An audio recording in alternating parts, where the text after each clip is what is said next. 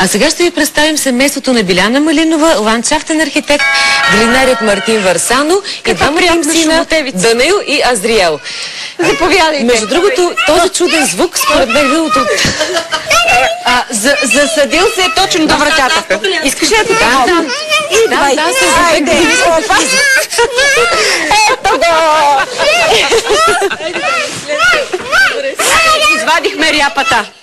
Правилно! Сега може да видите как те се тръжка в неестествени варианти. Заповядайте. Марти, знаеш ли какво си мисля, че ако ние започнем тук да си правим нашия си алпинеум, просто ще се включи. Здрасти! Ела да видиме, Дани. Какво има там? Ела от тази страна, ако искаш. Двамата къдреви се разбраха и влязоха зад вратата. Останалата част от семейството ще прави алпинеум. Азриел за сега е кротък, но нищо не се знае, може да изкочи. Днес да ви покажа как да си направим един скален кът в двора. Може дори, като е такъв малък, може дори на балкона да си го направим. И тук в тези условия съм донесъл малко почва камъни. Малко.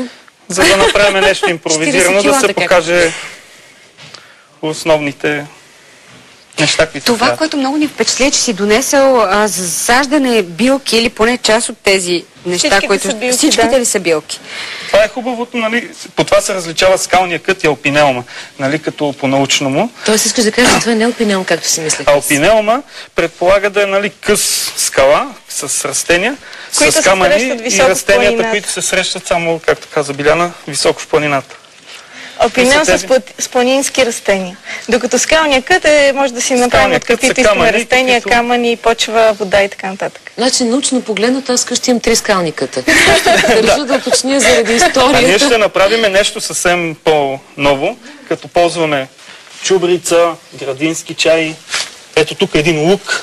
Та лук ли е? Който ще цъфне всеки момент. Ето там лавандула. Имаме риган и различни видове мащерки. Между другото е хубаво това да бъде близо до кухнята наистина, така че ако на терасата гледате в този ъгъл, който е по-близо до печката. Само помериш и чубрицата. Пълно светличко местенце. Ами ако искаш, ти можеш да започнеш да подреждаш и да ни обясняваш как. Когато подреждаме, е да се направи по някакъв начин на тераси, които са прикрити, по този начин, като вали дъжд, да не се сляга. Да не се отмие почвата, защото след 2 дена няма да има. Това между другото ми причина крепостна стена.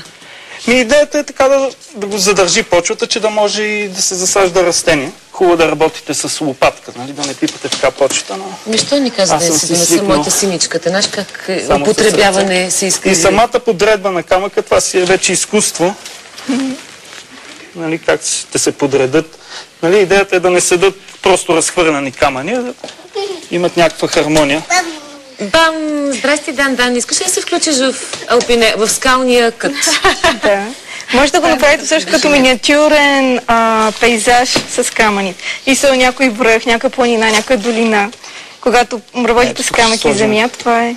Заедно ли сте работили двамата, когато сте правили такива неща? В дома си не само. И на нас по принцип това ни е професията. Тя е ландшафтен архитект. И по-добре е да не сме заедно, за да не се караме много. Ама вие се карате и като имате камъни под ръка, става малко особена ситуацията. Нашата идея е да се споделят, мъже и жената да споделят някои общи хобита, не казвам всички, не дай се може, но някои общи хобита, така че да имат в свободното си време много мигове заедно, а не то да ги разделя. Ти какво мислиш по въпрос? И кой кого запали за градините? Запалихме се преди да се познаваме. По-скоро те ни запалиха един към друг. Така ли стана? Да, всъщност. Съденето става... Ето, когато са в саксийки, пропуснах да кажа, че преди това тези всички растения може както да си ги закупиме готови, така може да си купиме семе, което февруари месец да си го засадиме в почвата и то ще тръгне. И по това време вече май можем да си направим... Добре, това не е ли по-лесната версия да си ги купим директно пораснали или трябва да изчакаме? Това е по-лесната версия, но по-красивата версия. Не е вкусно. То трябва да ти да си го отгледаш. Лекия мързел в мен. Защото децата не ни ги дадат на 18 години. Така, нали? Това е... При растението е абсолютно същото. Като не си го отгледаш сам или си го копнеш сам, извинявай, не, че не искам да викам ландшафтен архитект вкъщи, но искам сама да се измъча. Те, моите скални образования са като дете си играло, точно така. Но все пак се посъветвайте. Да, ние точно за това сме те извикали, защото имаме нужда от съвет. Защото имам връзки и си викам, няма по-добре да си го извикам в предаването, що да вкъщи. Лука е също много забележителен. Това изглежда... Има ли правило дали по-високите са нагоре или в долната част на скалния кът? Някакво правило? Правилото по учебниците е по-големите да са по-надолу, по-малките по-нагоре. От тази гледна точка, че по-малките растеница по-малко вода искат. А водата си слиза надолу. Стана страхотно. Добре, това ако се направи на балкон, например. Как ще го поливаме? Да. Няма ли да се може сложи да е в легенд. Ето в една малка саксия. Това е някой стар легенд. Може и стария легенд, ама повод да си купиме нов. Между другото, това малко ведърце, което си донесва, също може би става, ако беше по-плитичко, може би.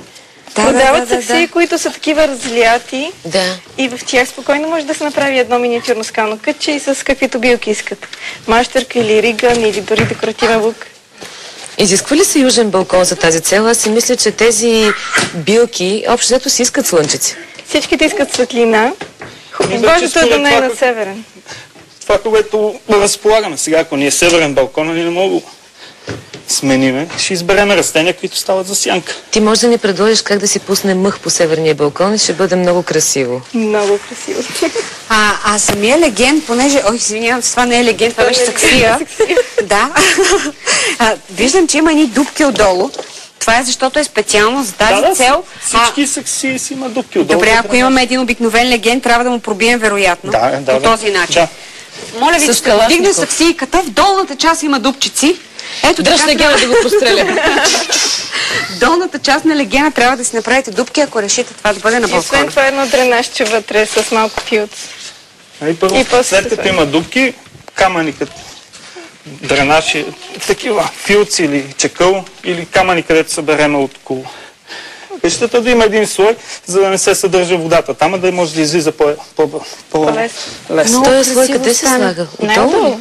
Не отдолу. Аз нямам. Трагедия ли е това? Зависи, в голям съд е хубаво да има, в по-малки не е задължително. Но вие за това слагате, например, на дупките счупени саксийки и бабите са ни слагали върху дупките, за да успява водата да изтича. Ще ни разказваш още докато... Благодаря, аз искам да видя тук, като говорим за прясна риба, най-добре е с някакви билки да се върши. Мартин, докъде докара нашия, как беше? Алпийски кът ли беше? Скален кът. Скален кът, добре. Билков скален кът, да го нареча. Може би ти не изреди всички билки, които успя да посадиш. Хайде да започнем от тази главата, ние разпознавам. Това е градински чай. От него може като откъснем едно листенце, от него може да си се прави чай, да си се пие. След като си суши, предполагам. А това си е планинската чубрица. Това си е истинска чубрица. Ето. Чубрицата е най-любимата ни подправка. Няма как да сбъркаме употребата. Това е джоджан или дива мента? Риган. Да, или дива мента. Сега, джоджан, риган или дива мента? Риган. Риган е това. Да. Така? Ето, мащерка. Това ми е любимото. Ето още един вид мащерка. Тук са два вида. А можем ли да откопаем мащерка от тази хубавата истинската, която сега е по полянките, по ниската? Те са оттам. Те са оттам. В смисъл, семената са взети от такива и са... Това са по-декоративни видове, които са за... Къщи не са баш дивите, но дивите не се различават по нищо от... Примерно, планинската чубрица си е тази, която се среща в планината. Да. Но да кажа, ходете с лопатки да си откопавате, няма да е честно. Що? И ако всеки си откопае по едно растение от планината... Не правете като мен. Може да си съберете семе, казах. Есента всички растения имат семена, може да се събере семе, на пролет да си в саксийки, в къщи да си покълнем и след една година ще го имаме това нещо. Добре, след малко отново ще се върнем при Мартин и Биляна, за да чукнем последно трите гвозда и за това как да си направите безпогрешно скален кът в къщи. Така че Мартин Варсано, нашия градинар, сега ще ни каже последни думи, но свързани с сигурността, нали така ми каза? Да. Какво? Основното нещо, което правим, както и да ги декорираме камъните и растенията, това вече си е въпрос на вкус, но основното е да гледаме камъка да е зарит поне 1/3 в земята. Едно от правилата това. Защото детето почва да се катери и ако не е стабилен камък, има опасност да... Като гледам Дан, прав си, от опит го знаеш. Също така, ако се прави по-голямо с по-големи камъни, човек да не е сам, да си викне помощник. И лейки, които да поливат често, може би припомня нещо за поливането. Ще поливаме ли, Дани? Светна.